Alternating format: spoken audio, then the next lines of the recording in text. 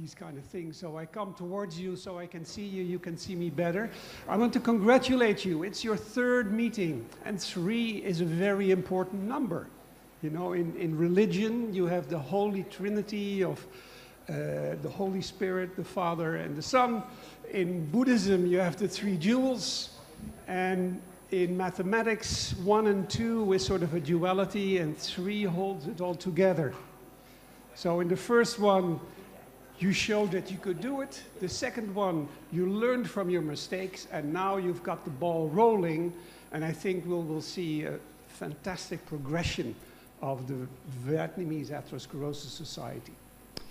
I'm showing you an old picture from somebody who worked in a mine, and he's carrying a canary.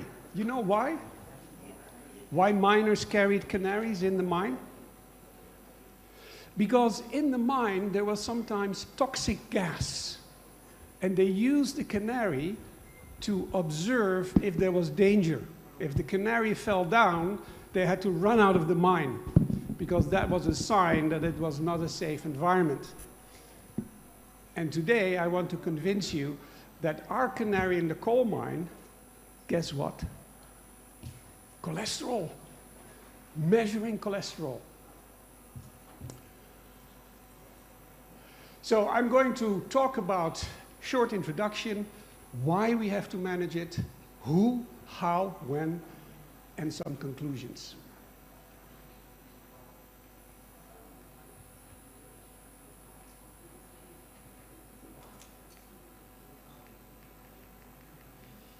I think I have a little, yes. Oh.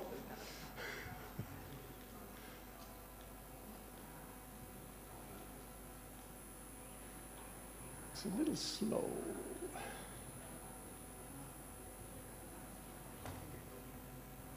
I think I probably have to stand here.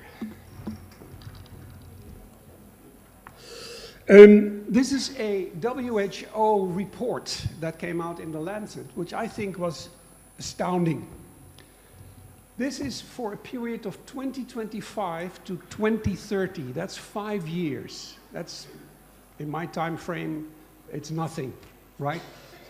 Look at the impact, not only in health problems, but in financial costs. The increase in such a short period is really dramatic. And what is even more disturbing, that actually a lot of these complaints have a lifestyle component to it that would allow us, if we address lifestyle properly, to really reduce those incidences. And last, and I think particularly in Vietnam, to realize that the burden of this, 80%, is going to be in what we call developing economies. And they only have 20% of the resources. So I went to some of your hospitals in Hanoi and in Ho Chi Minh City, and I saw how busy it was, and they're already building new hospitals. But I think this is going to be challenging to address the larger number of patients that come across. And this is some data, this is already from 2020, if not mistaken, looking at Vietnam and also showing there is a huge number of people that are at risk for cardiovascular disease. And that in Vietnam, this is something that is not only a problem that doctors and patients need to think, but also on a governmental level, you have to start coming up with smarter solutions. And I think today I can give you a smarter solution. So there is this small village where they had a cliff. And this cliff was a popular site for doing selfies. And what happened? The people who did a selfie fell off the cliff. So the village said, that's not good for our reputation. We have to do something because too many people are dying. And then somebody suggested, yeah, let's invest in ambulances so we can save lives, right? And they said, oh, that's a good idea. And then one of the women said, that's a stupid idea. There's a much simpler solution. Build a fence so people don't fall off the cliff. And that's sort of the image I will try to bring across today. Now,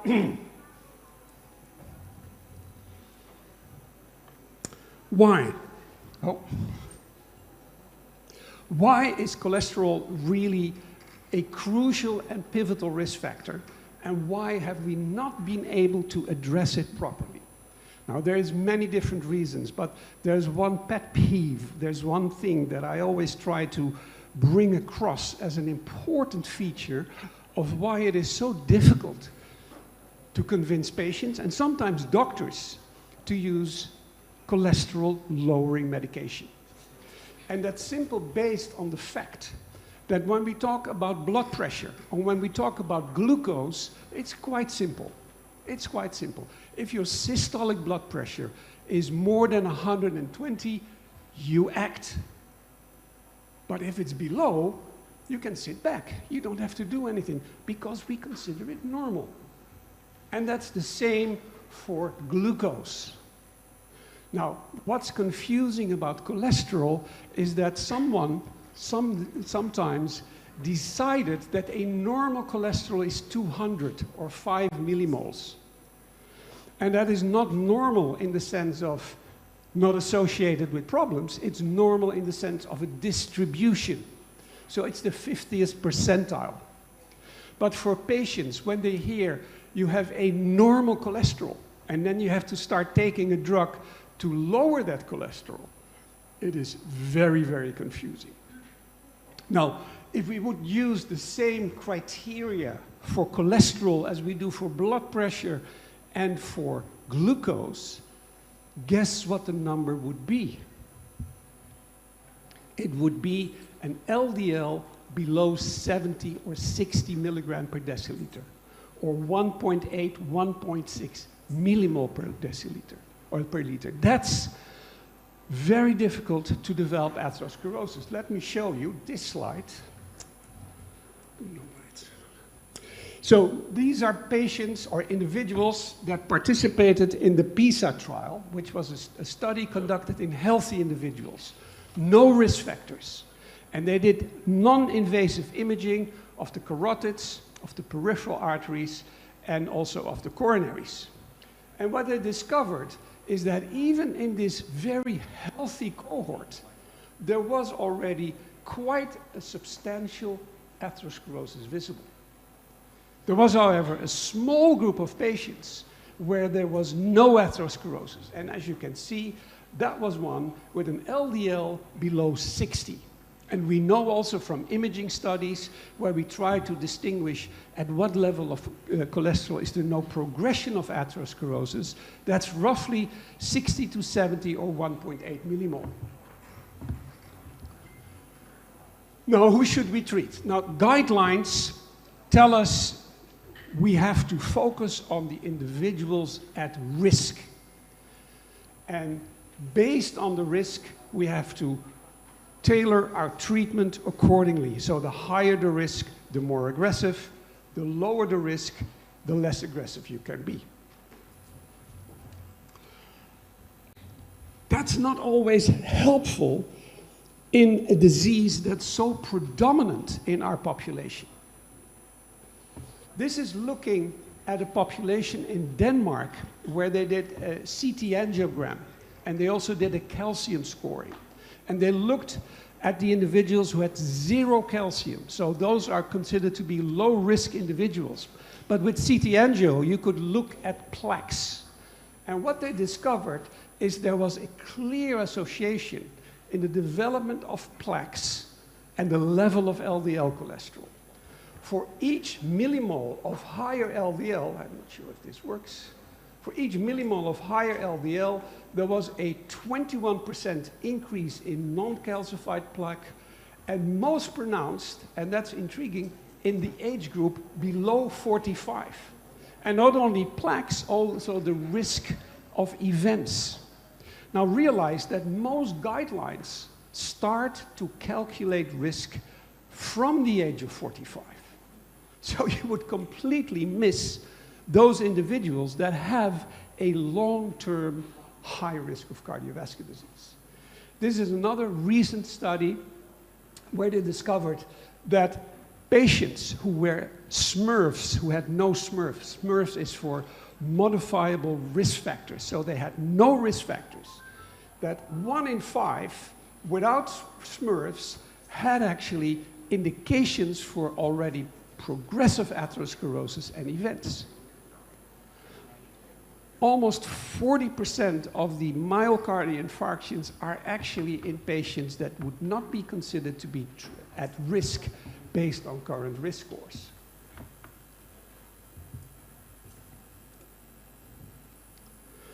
Now, last but not least, we should also think how to lower cholesterol. And as being addressed, and I think you're very aware of that, the treatment armamentarium has increased dramatically. We have a lot of new drugs.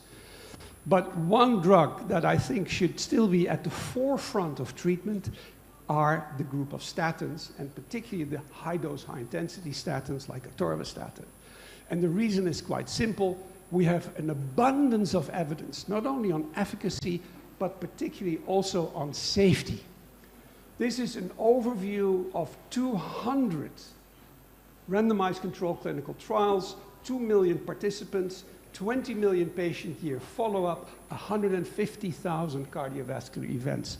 So that is evidence that is undisputable. Realize also, and I'm leaving out simvastatin and pravastatin, burden of evidence is now for high-intensity statins. And that if you look at primary prevention patients, secondary prevention patients, stroke, renal failure imaging, all these studies have shown benefit by using high-dose, high-intensity statins, but the burden of evidence is actually with the atorvastatin high dose. There is a lot of evidence, not only on efficacy, but also on safety. Last but not least, 300 million people globally use statins.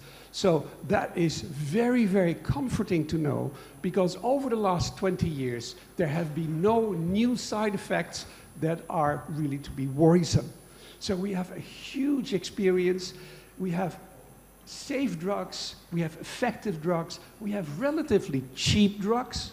Statins are very cheap compared to the newer treatments that are sometimes 5,000 to 10,000 euros per year.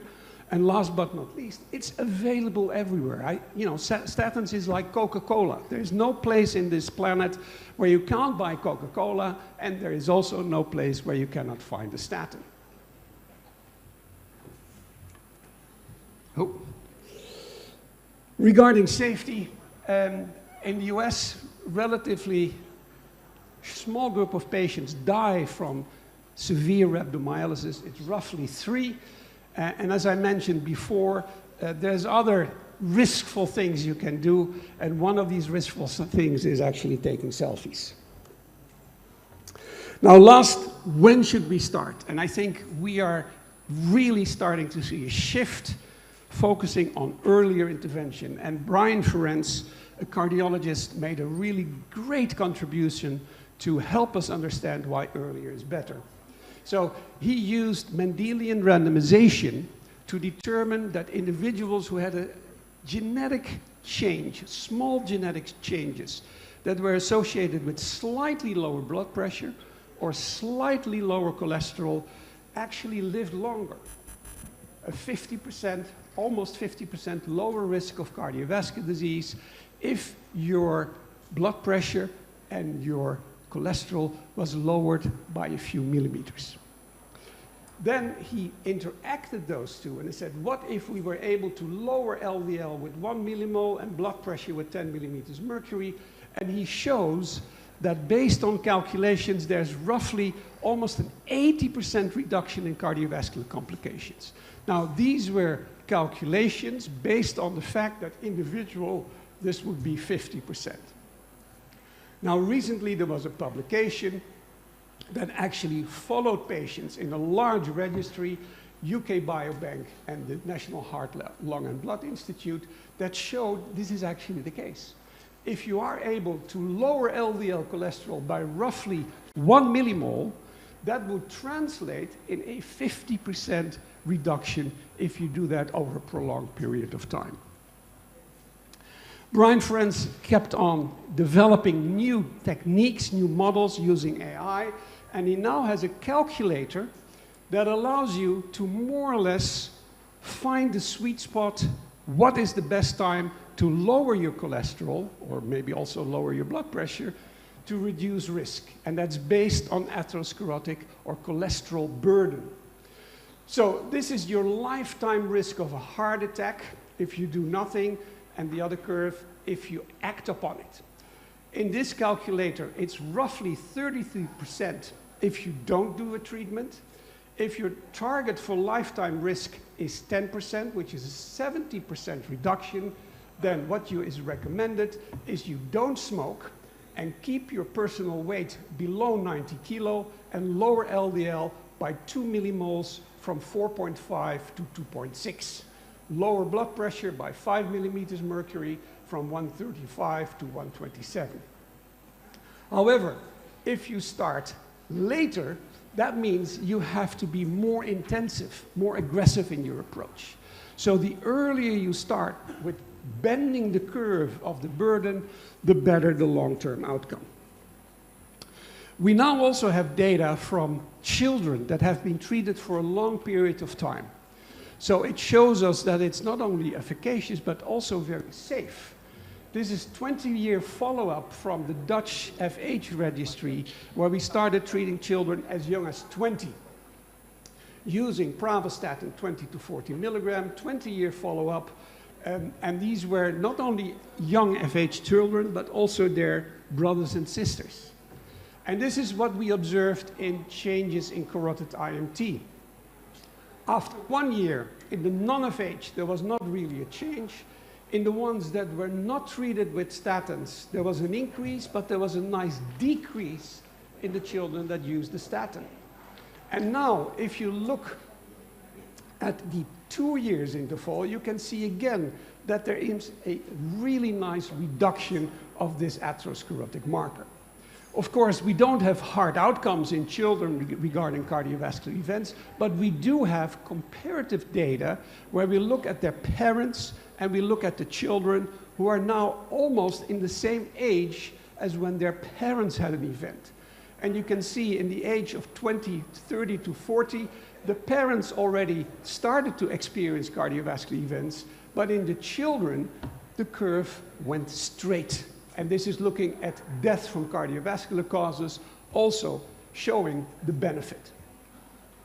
So to conclude, we still have a huge problem here with cardiovascular disease, and that in FH children, we were able to observe that early intervention had a massive impact on atherosclerosis based on IMT, and compared to their parents, also on cardiovascular events. Now, the process of atherosclerosis is a prolonged process that lasts for many, many decades. And usually we start either when there's manifest complications or when there are risk factors that indicate we have atherosclerosis. Actually, what we do is what this lady experienced. She never brushed her teeth. So now, at the age of 60 or maybe 70, there's not many teeth left, and now she's making an advertisement to start brushing your teeth. She has one left. Maybe that will help. What we do in the prevention of tooth decay is really simple. We start in children at a very early age. You could say we could do a dietary approach where we say you can't eat sugar or you don't eat and drink sweetened drinks, or we could use some pharmacological help. And we do, because we use toothpaste and also we use fluoride in our drinking water to protect our teeth. Now the concept is simple. You have to start in healthy individuals if you want to preserve health. And in children and teeth, and the reduction in teeth decay, we have proven that it works. I think this will be the next step also in atherosclerosis prevention. So to conclude, I think to really have an impact on this tsunami of cardiovascular disease, we need drugs. We need statins. We need cheap, effective, safe drugs to really address cholesterol and get it to a level that's acceptable in terms of no progression of atherosclerosis. They will do the heavy lifting. But it is also a combination of drugs and lifestyle. This guy, even if he takes the statin and he doesn't do anything, he will be prone to develop all kinds of chronic disease complications as well. However, this young lady who has been very active overall her life, yes, her prognosis is much better. And even in this lady, I wouldn't be surprised if statins would actually contribute to her longevity, to her health span, not only her lifespan. So my final thoughts, we still need to improve cardiovascular disease. Although we have really fantastic new developments, the burden of disease is still immense. Normal cholesterol is less than 70 milligrams per deciliter. Preventive strategies much earlier in life than we do now. Statins will and are and will remain the foundation in lipid management. We have now PCSK9 antibodies, we have bempedoic acid, we have ezetimibe, and in some patients it's really essential to combine these drugs, but it is also always on top of statins. New treatment not only need to be effective, safe, but also affordable and available. In many countries, these new drugs are not available, so you have simply, for practical reasons, depend on the statins. And last but not least, we need better messaging to convince patients that not only do they need statins to reduce their risk for cardiovascular disease, but statins are really very safe. Yes, and this was my last slide. Thank you very much for your attention.